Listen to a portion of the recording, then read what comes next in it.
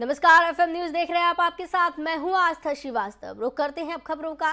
प्रधानमंत्री नरेंद्र मोदी के करिश्मे के दम पर बीजेपी ने गुजरात विधानसभा चुनाव में रिकॉर्ड 7वीं बार जीत हासिल कर सत्ता बरकरार रखी और राज्य में अब तक का सबसे बड़ा बहुमत हासिल किया है। बीजेपी ने जहां मोदी और केंद्रीय गृह मंत्री अमित शाह के गृह राज्य में ऐतिहासिक जीत के साथ नया कीर्तिमान स्थापित किया, तो वहीं वो बीजेपी अध्यक्ष जेपी नड्डा के गृह राज्य हिमाचल प्रदेश में कांटे की टक्कर के बाद कांग्रेस से हार गई और पर्वतीय राज्य ने लगभग 4 दशकों से चली आ रही उस परंपरा को बरकरार रखा जिसमें वो भाजपा और कांग्रेस को बारी बारी से शासन करने का मौका देती है। गुजरात में मोदी की लोकप्रियता में कोई कमी नहीं आई और उन्होंने 31 चुनावी रैलियों को संबोधित कर अपने गृह राज्य में अपनी पार्टी के लिए जमकर प्रचार किया। राज्य में 3/4 से अधिक बहुमत हासिल कर बीजेपी ने अब तक के सभी रिकॉर्ड तोड़ दिए।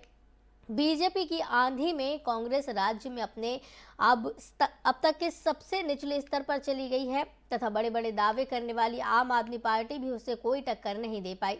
बीजेपी के गुजरात इकाई के अध्यक्ष CR पाटिल ने कहा है कि राज्य में पार्टी के 60 वर्षीय मृदुभाषी चेहरे भूपेंद्र पटेल मुख्यमंत्री बने रहेंगे और उनका शपथ ग्रहण समारोह 12 दिसंबर को होगा। पटेल ने अहमदाबाद की घाटलोडिया सीट से 1,92,000 मतों की भारी अंतर से जीत हासिल की है। साथियों, आजकल हर चुनाव नतीजों के बाद ये चर्चा भी बहुत होती है कि देश की माताएं, बहनें, बेटियां भाजपा पर इतना आशीर्वाद क्यों बरसाती है।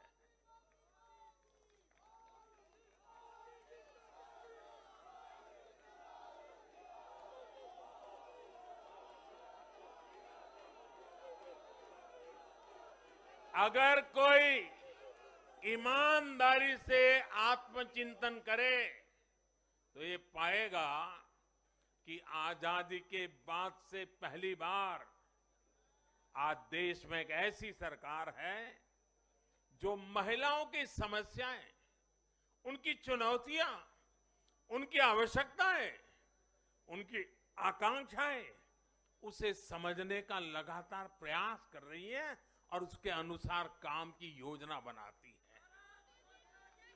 गांव देहात से लेकर शहर तक घरेलू कार्य में व्यस्त महिला से लेकर स्वरोजगार करने वाली या किसी रोजगार से जुड़ी महिलाओं के लिए जितना भाजपा सरकार ने किया है उतना पहले किसी भी सरकार ने नहीं किया।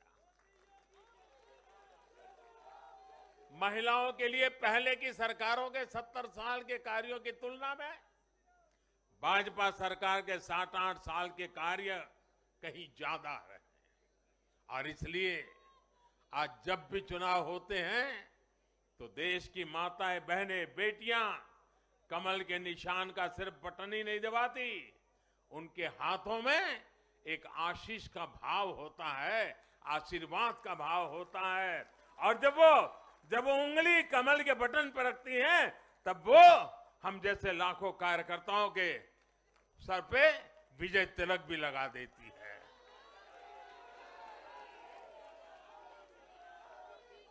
महिलाओं के मुद्दे भाजपा के लिए चुनावी मुद्दे नहीं है बल्कि भाजपा की हर योजना का वो प्राण तत्व है।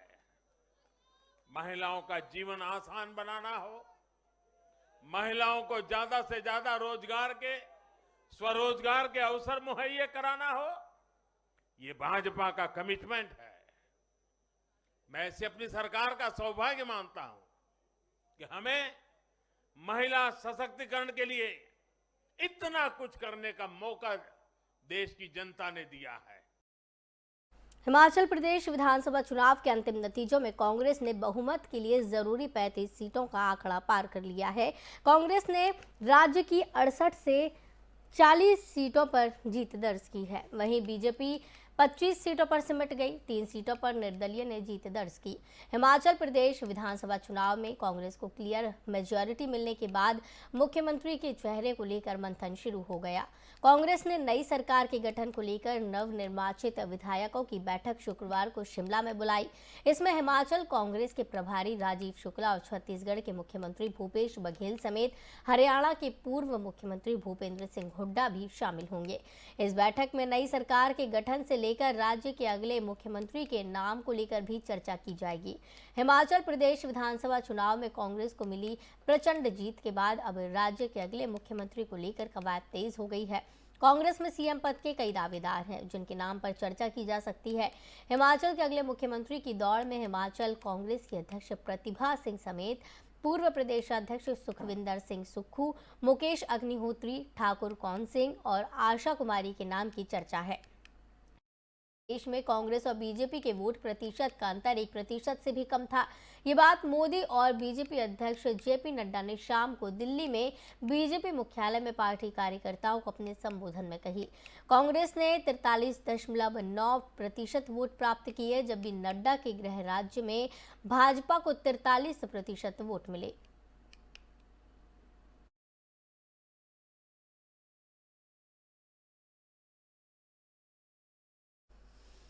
तो आइए आपको ग्राफिक्स के जरिए बताते हैं हिमाचल प्रदेश में कांग्रेस का कहां पंजा चला है। चंबा में नीलम नैयर जो बीजेपी है उन्होंने जीत दर्ज की है। साथ ही चंबा की भटियाल सीट पर कुलदीप सिंह पठानिया जो कि कांग्रेस के हैं उन्होंने जीत दर्ज की है।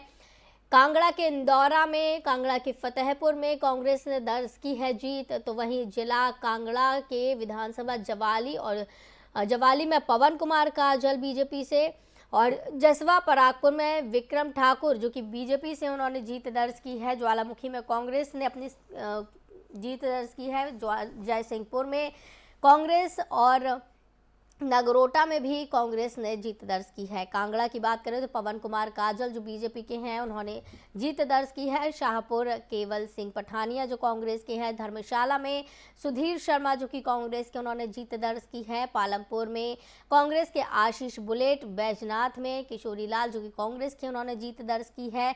लाहौल और स्पीति और मनाली दोनों ही जगहों पर कांग्रेस ने जीत दर्ज की है। कुल्लू में सुंदर ठाकुर जो कांग्रेस के हैं और बंजार में बीजेपी ने जीत दर्ज की है। आनी और करसोग जो कि कुल्लू और मंडी की विधानसभा सीट है वहां बीजेपी ने अपनी जीत दर्ज की है। सुंदरनगर, नाचन में बीजेपी ने जीत दर्ज की है और सिराज और दरंग में बीजेपी ने अपनी जीत दर्ज की है। वहीं जोगिंदरनगर और धर्मपुर में बीजेपी और कांग्रेस ने जीत दर्ज की है। जोगिंदरनगर में बीजेपी आई। वहीं मंडी विधानसभा सीट की बात करें तो वहां बीजेपी ने अपनी जीत दर्ज की है। भोरंज और सरकाघाट में भी बीजेपी ने जीत दर्ज की। सुजानपुर में कांग्रेस और हमीरपुर में पुष्पेंद्र वर्मा जो कि कांग्रेस की हैं उन्होंने जीत दर्ज कर ली है। बड़सर में और नादौन में दोनों ही विधानसभा सीटों पर कांग्रेस ने जीत दर्ज की है। चिंतपूर्णी, गगरेट में कांग्रेस ने जीत दर्ज की है। हरौली में भी कांग्रेस ने जीत दर्ज की है। तो लेकिन वहीं ऊना की विधानसभा सीट पर सतपाल सिंह जो बीजेपी की उन्होंने जीत दर्ज की है। झंडूता में भी बीजेपी ने जीत दर्ज की है। तो वहीं कुटेहेड़ला में कांग्रेस ने जीत दर्ज की है। घुमारवी में राजेश धर्माणी जो कांग्रेस के उन्होंने जीत दर्ज कर ली है। श्री नैना देवी जी में रणधीर शर्मा बीजेपी के हैं उन्होंने जीत दर्ज की है। तो अर्की में संजय अवस्थी जो कांग्रेस के हैं उन्होंने जीत दर्ज की है। नालागढ़ में आईएनडी ने जीत दर्ज की है। तो दून में कांग्रेस, सोलन में कांग्रेस आई है। तो कसौली में भी कांग्रेस ने जीत दर्ज की है। नाहन में कांग्रेस ने जीत दर्ज की है। तो वहीं पच्छाद में जो कि रीना कश्यप बीजेपी की हैं उन्होंने जीत दर्ज की है। श्री रेणुका जी में विनय कुमार जो कांग्रेस के हैं उन्होंने जीत दर्ज की है। शिलाई हर्षवर्धन चौहान कांग्रेस के हैं उन्होंने जीत दर्ज कर ली है। चौपाल में बीजेपी ने जीत दर्ज की है। ठियोग में कुलदीप सिंह राठौर जो कांग्रेस के हैं और कुसुम पट्टी में अनिरुद्ध सिंह जो कांग्रेस के उन्होंने जीत दर्ज की है। शिमला में कांग्रेस और शिमला ग्रामीण में बीजेपी ने जीत दर्ज की है। जुब्बल कोटखाई में कांग्रेस और रामपुर में भी कांग्रेस ने जीत दर्ज कर ली है। रोहड़ू में कांग्रेस और किन्नौर में भी कांग्रेस ने जीत दर्ज की है।